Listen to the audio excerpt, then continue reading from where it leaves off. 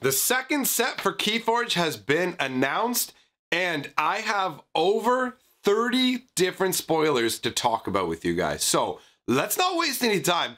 Let's go look at some new cards. All right, we're starting out with Drummernaut. So you get a 6-power creature from Brobnar. It's a giant. Play, fight, reap, return a friendly giant creature to your hand. Ain't nothing, ain't nobody that can beat my beat. Ooh. We just zoomed in there all crazily. I didn't know that would happen. So I guess we have Brobnar musicians now, which is, well, I guess there were already like the one that plays the drums in the previous set as well. So that's not too bad. But honestly, the playing, fighting, and reaping to return a friendly giant creature hand, this is not too shabby at all. You're going to reuse your dudes. I definitely like that because I'm a huge fan of Brobnar. Then we got Grogins, another Brobnar creature. An 8-power giant. When he's used to fight, it can only attack flank creatures. Huh. Why? Why can he only attack flank creatures?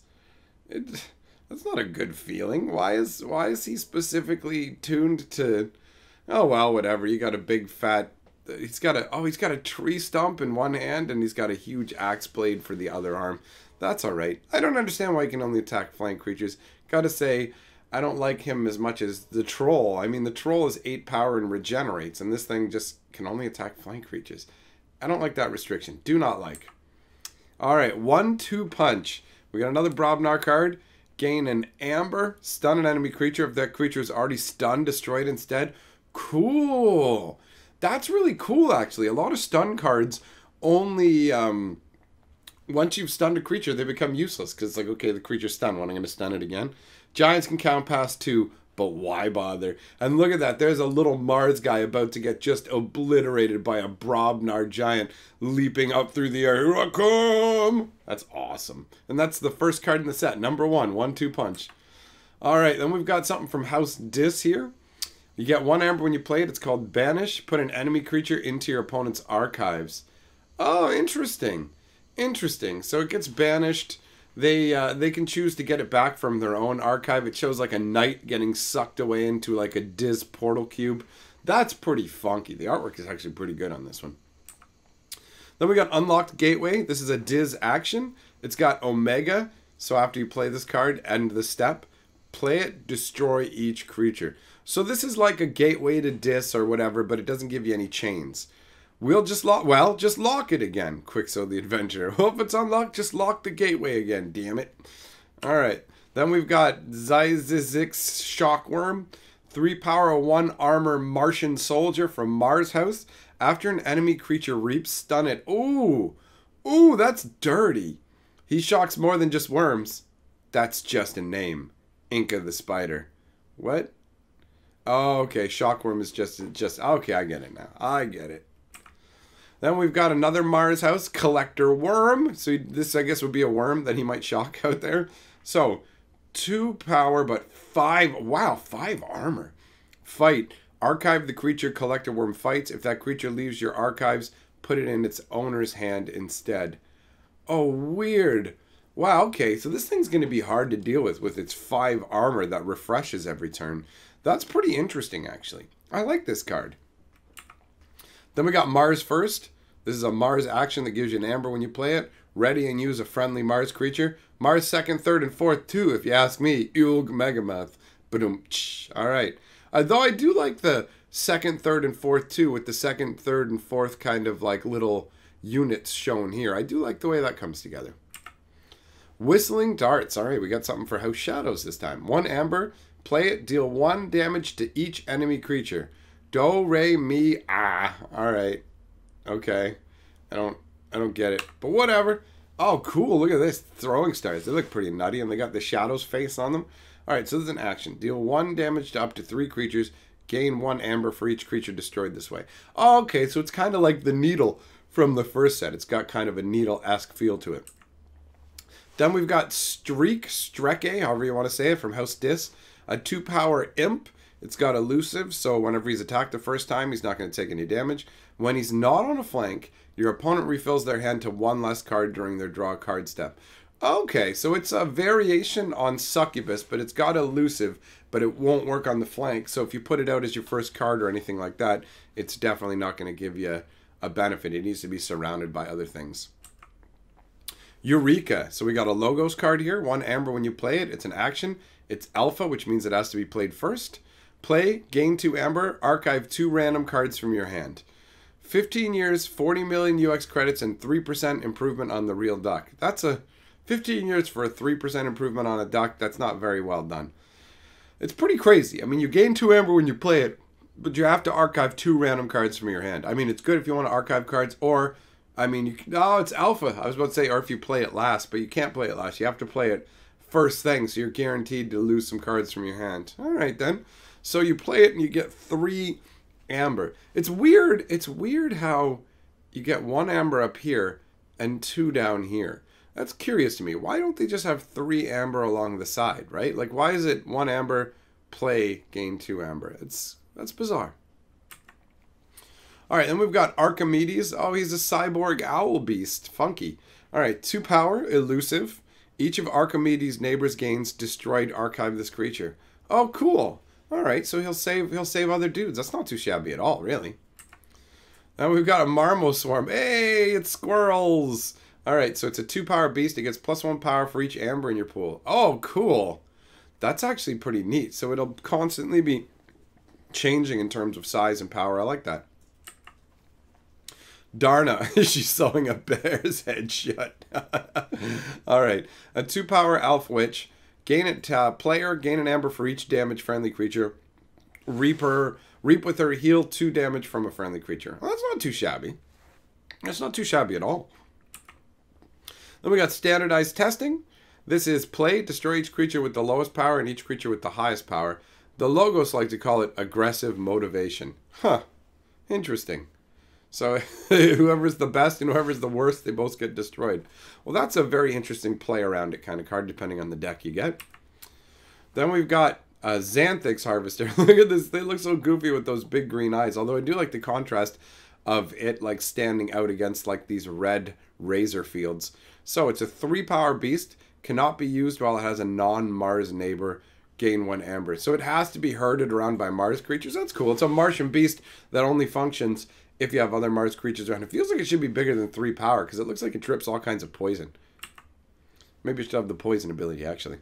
All right, now we've got another Mars card, Misuk Resonator. This is a Martian soldier. For each neighbor Misuk Resonator has, your opponents cost 2 more amber. Oh, cool, man. So if this guy has a creature on either side of it, he makes your opponent's keys cost 4 extra.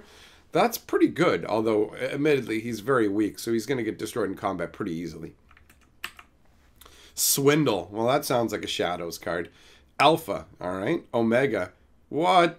It's got Alpha and Omega, so if you play it, it's the only thing you're going to do that turn. That's pretty funky. Steal 3 amber, but that's all you get to do. You won't get to attack or do anything else. Interesting. Very interesting. Yerk. So this is a disc creature. It's a demon. Play, choose, and discard a card from your hand. Oh, for a second I was like, well, wait, you can do that anyways. But no, you can only choose to discard from your house. That's all right. They aren't that bad if you can pay their price. Iona, Demonologist. All right, they don't seem too shabby. Igor. This guy's from Logos. He's a cyborg. When you play him, look at the top 3 cards of your deck, add 1 to your hand, and discard the others. Yes. This is solid, in all honesty. He kind of gives me a Raiden from Street Fighter vibe with that hat. We've got Nox. It's a big old hippo. It's a hippo swimming up out of the water to try and eat a bird. Funky. All right, so it's a 3 power creature beast. It gets +3 power for each neighbor it has. Wow. Wow. If it has something on either side of it, it becomes a 9 power creature? Dude. The Hypnopotamus is the deadliest animal on 3 known planets. Huh. Interesting. All right. Bingle Bang Bang. I love the name. Bingle Bang Bang. Bingle Bang Bang. Bingle Bang Bang. So it's from Brobnar. Brobnar is Bestnar. 2 power. Before fight, deal 5 damage to each neighbor of the creature Bingle Bang Bang fights. Oh, wow. He just lobs explosives everywhere. That's awesome. Flavor text is pretty simple. Boom. Then we got Furtive Investors. So 1 amber when you play it. And when you play it, if your opponent has more amber than you, you gain 1 amber for each key your opponent has forged. Doesn't seem like it's as good as bait and switch. Makes me wonder if they got rid of bait and switch and replaced it with this, because we don't know fully what's in the set yet.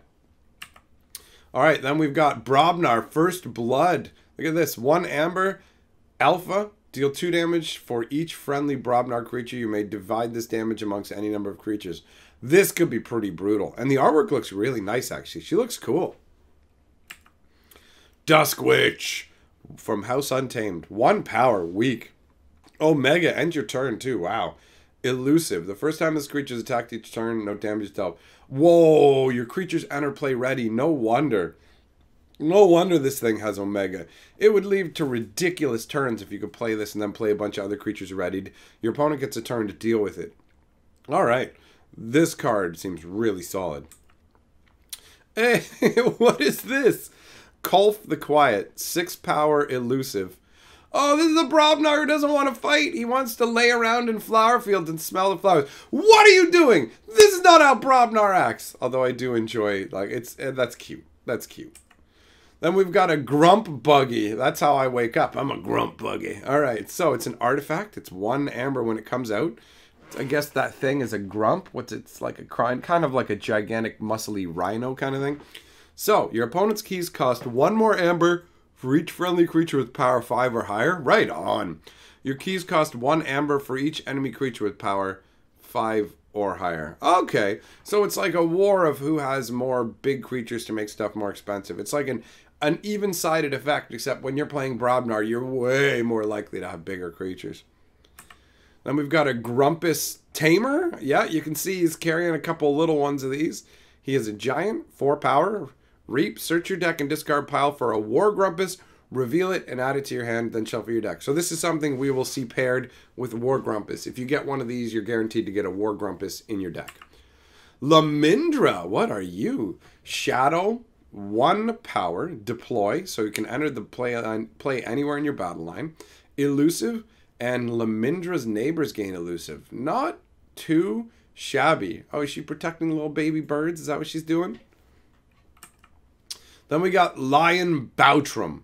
So this creature can enter play anywhere in your battle line because it's got deploy, 4 power, 1 armor, and his neighbors get +2 power. Okay, well, being able to put him anywhere you want makes that pretty solid, actually. That's a nice boost to just come out of nowhere. Oh my god. An 11 power Brobnar. Yes, there are people camping on his shoulder. He's he's so big. He's a giant and a location. I love it. I love the trees growing on his backyard, on his back, and everything on his backyard. He's got a backyard on his backyard. Lollop the Titanic deals no damage when attacked. Oh, weak. Weak. People can attack him and he can't hit back.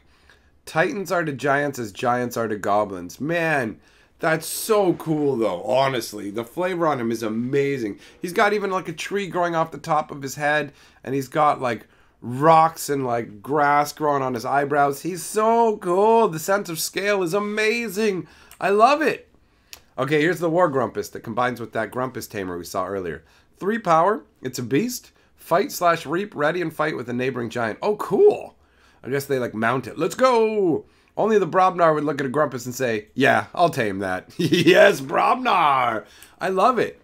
I love it. So that's all the cards. Man, obviously the cards that we saw weren't evenly spread across all the different houses here. We're gonna have to see what else is out there, but overall, very cool so far. I like a lot of what I see, and I got a nice taste of some beautiful, delicious Brobnar, which makes me happy. So let me know what you guys think about all these new cards down in the comments there. I'm gonna roll the golden scroll. These are my supporters, the best people on the planet. Thanks, my friends, and I will see you guys later.